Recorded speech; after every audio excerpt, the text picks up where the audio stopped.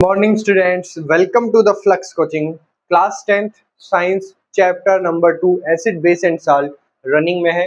इसके 4 से 5 वीडियोस हो गए हैं जिसके मैंने प्लेलिस्ट बना सकती है, तो आप पहले उनको देख सकते हैं जाके। आज हमारा जो टॉपिक होने वाला है वो होने वाला है chemical properties of acids. It means acid की केमिकल रिएक्शंस क्या क्या होती है, अगर उसको बेस के साथ रिएक्शन करवाएं तो उसकी, अगर मेटल के साथ रिएक्शन करवाएं, metallic oxide, non metallic oxide, carbonate, bicarbonate, इनके साथ अगर अपन रिएक्शन करवाते हैं तो हमें क्या मिलता है। ये वेरी वेरी इंपॉर्टेंट टॉपिक होने वाला है आज का, तो इसको मिस नहीं करना है और अच्छे से एक बार ध्यान से देखिए। तो क्लास शुरू करते हैं। हेडिंग डालो, chemical properties of acids. Acids की केमिकल प्रॉपर्टीज, इसमें फर्स्ट आती है रिएक्शन विद बेस। बेस के साथ रिएक्शन, तो मेरे साथ आप रिकॉल करोगे, हमने लास्ट क्लास में पर्सनली न्यूट्रलाइजेशन रिएक्शन के ऊपर अलग से क्लास पढ़ी है। What is neutralization reaction? उसमें यही होता है कि एसिड जब बेस के साथ रिएक्शन करता है तब साल्ट प्लस वाटर बनाता है। यहाँ पे वही है रिएक्शन विद बेस, मतलब एसिड की रिएक्शन अगर आप बेस के साथ करवाओगे तो आपको क्या मिलेगा? Salt plus water. और इस साल्ट की क्या नेचर होती है? एसिडिक होता है, बेसिक होता है या फिर न्यूट्रल होता है? ये भी उस वीडियो के अंदर है, तो लास्ट क्लास को मिस ना करें, वो वेरी इंपॉर्टेंट होने वाली है। उसमें से एक क्वेश्चन आपको आपके एग्जाम में जरूर मिल जाएगा। इसका अगर अपन एग्जांपल देना चाहे तो HCl plus NaOH, NaCl, sodium chloride plus water, ये हमें हमारा साल्ट मिल गया जब हमने एसिड की रिएक्शन किसके साथ करवाई? बेस के साथ करवाई। तो वेरी सिंपल रिएक्शन है ये एसिड और बेस की, कि अगर एसिड की रिएक्शन अगर आप बेस के साथ करवाओगे तो आपको साल्ट प्लस वाटर मिलेगा। ठीक है, तो अब नेक्स्ट रिएक्शन अपनी होने वाली है। जो सेकंड रिएक्शन देखते हैं, तो बेस के साथ कंप्लीट हो गया और इसका नेम क्या होता है? Neutralization reaction. अब देखते हैं सेकंड रिएक्शन, एसिड की रिएक्शन विद मेटल। मेटल के साथ अगर एसिड की आप रिएक्शन करवाओगे तो आपको क्या मिलता है? Second reaction with metals. इसमें होता है कि एसिड की रिएक्शन जब आप मेटल्स के साथ करवाते हो तो आपको एक तो साल्ट मिलेगा प्लस H2 गैस मिलेगी। H2 हाइड्रोजन गैस मिलेगी, इसमें वाटर न मिलकर आपको क्या मिलेगा? हाइड्रोजन गैस मिलेगा। ठीक है, और इसके लिए एक टेस्ट होता है, कैंडल टेस्ट, कि जब आप ये रिएक्शन करवाते हो तो जैसे ही आपने कोई बीकर में करवाई या फिर टेस्ट ट्यूब में करवाई, तो टेस्ट ट्यूब से क्या होगा? हाइड्रोजन गैस बाहर आने लगेगी। तो हाइड्रोजन गैस आती है, तो उसको चेक करने का तरीका क्या होता है कि ये हाइड्रोजन गैस है। तो आप उस टेस्ट ट्यूब के माउथ पर कैंडल जब लेके आते हो तो कैंडल कौन सी आवाज करने लगती है? पॉप साउंड, फट फट की आवाज आने लगती है, पॉप साउंड। ठीक है, तो ये पॉप साउंड टेस्ट आता है। ये भी पूछा जाता है कि H2 गैस का कैसे पता चलेगा? तो H2 गैस का कैसे पता चलता है? हमेशा कैंडल को पास लाओ तो कैंडल पॉप साउंड करेगी। और CO2 गैस का कैसे पता चलता है? जब आप कैंडल को पास में लेके आओगे तो कैंडल क्या हो जाएगी? बुझ जाएगी। क्यों? क्योंकि CO2 के सामने आते ही आग बुझ जाती है। तो ये चीज आपको ध्यान रखनी है। तो इसकी अगर मैं रिएक्शन करना चाहूँ तो HCl प्लस मेटल, एक सोडियम मेटल ले लिया मैंने, उसकी अगर मैंने रिएक्शन करवाई तो NaCl salt plus H2 gas की फॉर्म में हमें मिल जाएगी। ठीक है, ये हमारा साल्ट हो गया। सोडियम क्लोराइड, ये हमारा हाइड्रोक्लोरिक एसिड हो गया। तो ये हो जाती है second reaction, reaction with metals, कि मेटल के साथ अगर आप रिएक्शन करवाते हो तब आपको क्या मिलता है। अब थर्ड एंड फोर्थ एक साथ ही लिख लो, वो होती है कार्बोनेट एंड बाइकार्बोनेट। इसके साथ एक तो मेटल कार्बोनेट और मेटल बाइकार्बोनेट। ठीक है, third with carbonate and bicarbonate. ठीक है, कार्बोनेट मतलब जैसे किसी भी मेटल के साथ होगा वो तो कार्बोनेट हो जाएगा, जैसे MgCO3। ठीक है, Na2CO3 ये। और अगर बाइकार्बोनेट होगा तो उसमें हाइड्रोजन बीच में लग जाएगा। ठीक है, तो एसिड जब मेटल कार्बोनेट ऑब्लिक बाइकार्बोनेट के साथ अगर रिएक्शन करते हैं, बाइकार्बोनेट को आप हाइड्रोजन कार्बोनेट भी बोल सकते हो, तो आपको क्या मिलता है, सॉल्ट मिलता है प्लस CO2 गैस और प्लस H2O। यहाँ पे हमें कौन सी गैस मिलती है, CO2 गैस मिलती है। इसमें इसका अगर अपन लिखना चाहें तो जैसे HCl हो गया प्लस Na2CO3, सोडियम कार्बोनेट हो गया। इसकी अगर मैं रिएक्शन करवाऊंगा तो मुझे साल्ट मिल जाएगा NaCl plus H2O plus CO2 gas form में मिल जाएगी। ठीक है, तो आपको इस रिएक्शन को बैलेंस कर लेना है। और अगर सोडियम बाइकार्बोनेट हो तब क्या होता है, NaHCO3 बाइकार्बोनेट या हाइड्रोजन का, इसको अपन क्या बोल सकते हैं, सोडियम बाइकार्बोनेट या सोडियम हाइड्रोजन कार्बोनेट। तो जब सोडियम हाइड्रोजन कार्बोनेट के साथ कराओगे तो भी salt plus H2O plus CO2 हमें मिल जाता है। ठीक है, ये हो जाता है।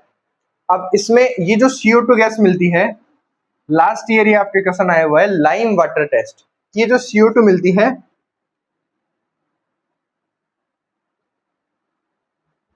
उसका कैसे पता लगे हमें कि इसमें CO2 मिली है, तो हम क्या करते हैं, लाइम वाटर टेस्ट करते हैं। लाइम वाटर टेस्ट क्या होता है कि जब ये CO2 जो हमें मिली है इसको हम लाइम वाटर, चूने के पानी, ठीक है, लाइम वाटर के अंदर से इसको जो गुजारते हैं ना CO2 को, CO2 गैस को, तो वो लाइम वाटर क्या होता है, मिल्की व्हाइट हो जाता है एकदम। वैसे तो सफेद होता है लाइम वाटर, लेकिन बिल्कुल एकदम मिल्की व्हाइट हो जाता है, जैसे दूध सफेद हो जाता है वैसा सफेद हो जाता है। तो उस टेस्ट को अपन क्या बोलते हैं, lime water test. Last board के एग्जाम में आपके आया हुआ है, वेरी इंपॉर्टेंट है लाइम वाटर टेस्ट, कि जब मेटल एसिड की सोडियम कार्बोनेट छोड़ो, मेटल कार्बोनेट या मेटल बाइकार्बोनेट के साथ रिएक्शन करवाते हैं तो salt plus water plus CO2 मिलता है। और जो हमें CO2 मिली है उसको हम कैसे चेक करेंगे, उसके लिए आता है lime water test. Lime water test क्या होता है कि जो CO2 हमें मिली है उसको लाइम वाटर के से होके अगर हम गुजारते हैं तो वो लाइम वाटर होता है, वो मिल्की व्हाइट हो जाता है। ठीक है, तो इसको बोलते हैं अपन लाइम वाटर टेस्ट। इसको मैं अगर आप बोलोगे तो उस पर एक शॉर्ट वीडियो अलग से बना दूंगा। ठीक है, तो ये हो गया कार्बोनेट के साथ और बाइकार्बोनेट के साथ रिएक्शन, आप इसका एसएस ले सकते हो। ठीक है, अब वेरी इंपॉर्टेंट रिएक्शन आने वाली है हमारी। एक तो एसिड की मतलब अब उसमें हमको ये भी देखना पड़ेगा कि एसिड रिएक्शन करेगा या बेस करेगा। ठीक है, एक तो होता है फर्स्ट, मैं दोनों को ऐसे यहाँ आपको समझा दूंगा। एक तो होता है मेटेलिक ऑक्साइड और एक होता है नॉन मेटेलिक ऑक्साइड।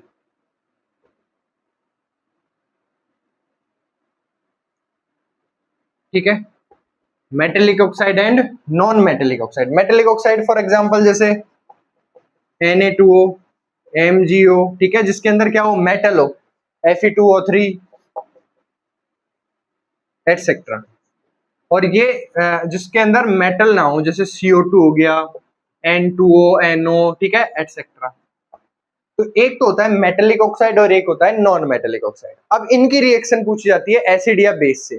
पहले तो हमें ये पता होना चाहिए कि मेटेलिक ऑक्साइड किसके साथ रिएक्शन करेगा, एसिड से करेगा, बेस से करेगा, और नॉन मेटेलिक ऑक्साइड किससे रिएक्शन करेगा, एसिड से या बेस से करेगा। बहुत ज्यादा इंपॉर्टेंट हो जाता है क्योंकि कंफ्यूजन इतना होता है कि मेटेलिक ऑक्साइड एसिड से करेगा या बेस से या फिर नॉन मेटेलिक करेगा। लेकिन मैं आपको इस क्लास में एकदम सिंपल आपके प्रैक्टिकल जो मेथड है, आपके आसपास की चीजों से इसको इस तरीके से समझाऊंगा तो आपका क्रिस्टल क्लियर हो जाएगा। तो ध्यान से समझे इस बात को। अच्छा, हमने एसिड बेस और साल्ट जो चैप्टर स्टार्ट किया है उसके अंदर आप एनसीईआरटी में देखोगे एक टेबल बनी हुई है, उसके अंदर आपको बताया हुआ है कि भाई टोमेटो में कौन सा एसिड होता है, फिर इमली में कौन सा होता है, ठीक है, एप्पल में कौन सा होता है। वैसे करते करते एक आता है नेटल स्टिंग, यानी जो मधुमक्खी वगैरह खाती है ना आपको, तो उसके डंक में फॉर्मिक एसिड होता है। ठीक है, और वो एसिड क्या होता है, आपके जब अंदर जाता है तो एसिड है तो जलन करने लगेगा। तभी आप देखो कि जब आपको मधुमक्खी वगैरह खा जाती है तो अब आपको वो डंक मारती है तो वो क्या होती है, आपको सूज जाता है और जलन होती है ना, क्यों, क्योंकि वो आपके जो बॉडी के अंदर क्या होती है, एसिड छोड़ देती है, तो उससे क्या होती है, जलन होने लग जाती है। अच्छा, तो फिर अपन अपने दादी नानी के नुस्खे करते हैं ना, जैसे दादी वगैरह बोलती है कि जैसे अगर आपको मधुमक्खी वगैरह खाए जाए, आपने सबने देखा होगा, सभी अगर ग्रामीण परिवेश से हो आपसे, कि इसके लोहा घिस के लगा लो तुरंत, जिससे सही हो जाएगा, सुना होगा। और उसमें भी आपने सुना होगा लोहा भी ऐसा लगाओ जो जंग वाला हो, जंग वाला लोहा घिस के और फिर इसके लगा लो, तो वो सही हो जाता है। आपने सोचा ही ऐसा क्यों होता है? अरे आपकी जो दादी है वो आपसे बड़ी साइंटिस्ट है, कैसे, अभी आपको समझ में आएगा। देखो, जो नॉन मेटेलिक ऑक्साइड है, जो मेटेलिक ऑक्साइड है, क्योंकि लोहा है वो क्या है, मेटल है।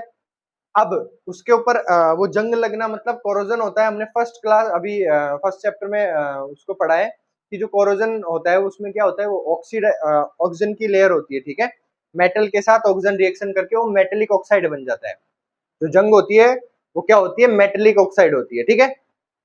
तो जब आपने एसिड के ऊपर, आपको डंक मधुमक्खी ने डंक मारा तो वहां पे एसिड आया, उसके ऊपर आपने मेटेलिक ऑक्साइड लगाया, तो मेटेलिक ऑक्साइड की नेचर क्या होती है, बेसिक नेचर होती है। कौन सी नेचर होती है, बेसिक।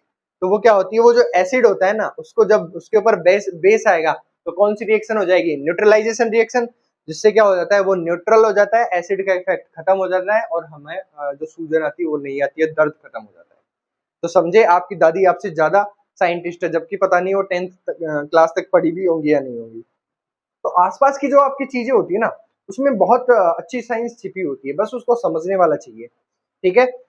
तो इसका मतलब जो मेटेलिक ऑक्साइड है उसकी अगर आप नेचर देखोगे, वो क्या कौन सी हो जाएगी, बेसिक नेचर। ये क्वेश्चन आता है कि मेटेलिक ऑक्साइड किस नेचर का होता है, तो कौन से नेचर का होता है, बेसिक नेचर का होता है। और आपको समझ में आ गया कैसे ट्रिक से याद रहेगा।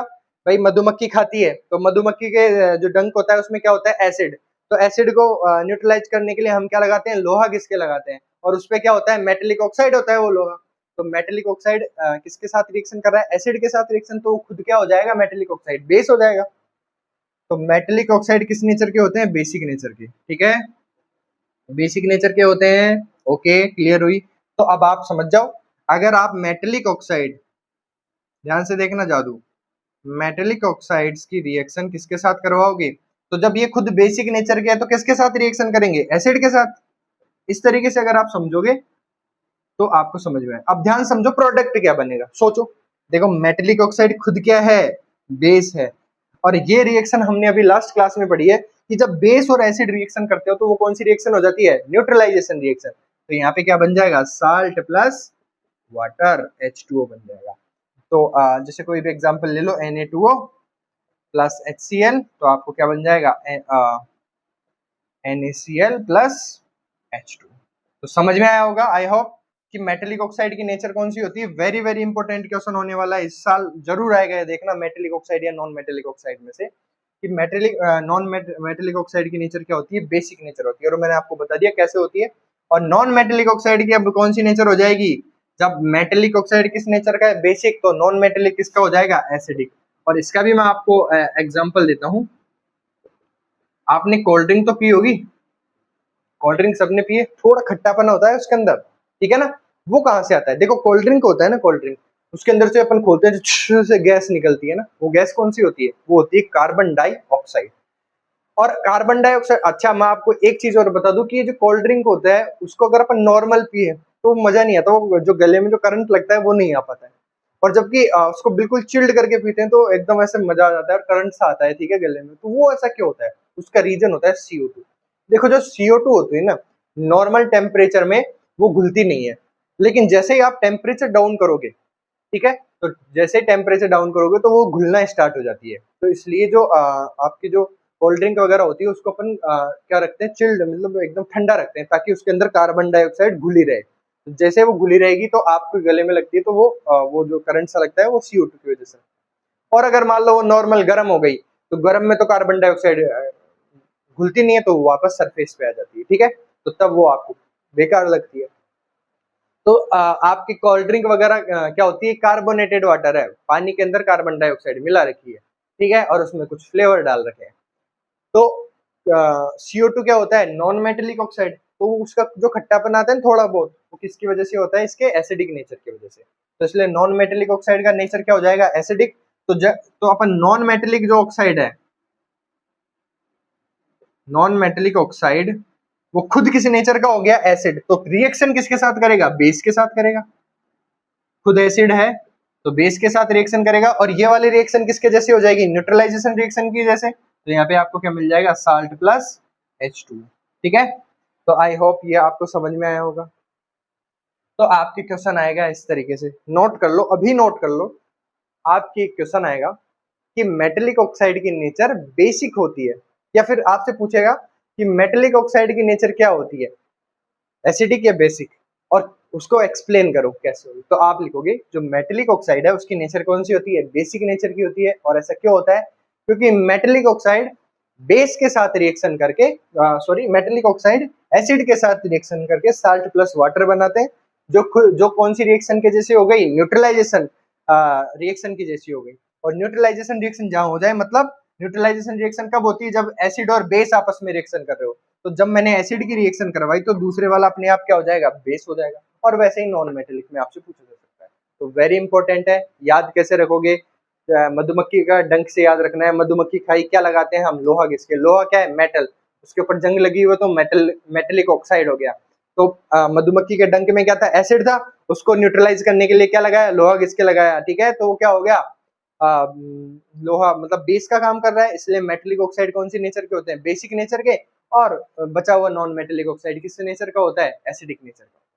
तो आई होप आप एक बार इसका स्क्रीनशॉट ले सकते हो। वेरी इंपॉर्टेंट रिएक्शन होने वाली है ये वाली, मेटेलिक ऑक्साइड और नॉन मेटेलिक ऑक्साइड की। ठीक है, तो आई होप आपको ये रिएक्शंस समझ में आई होगी। ठीक है, एकदम क्लियर हो गई होगी।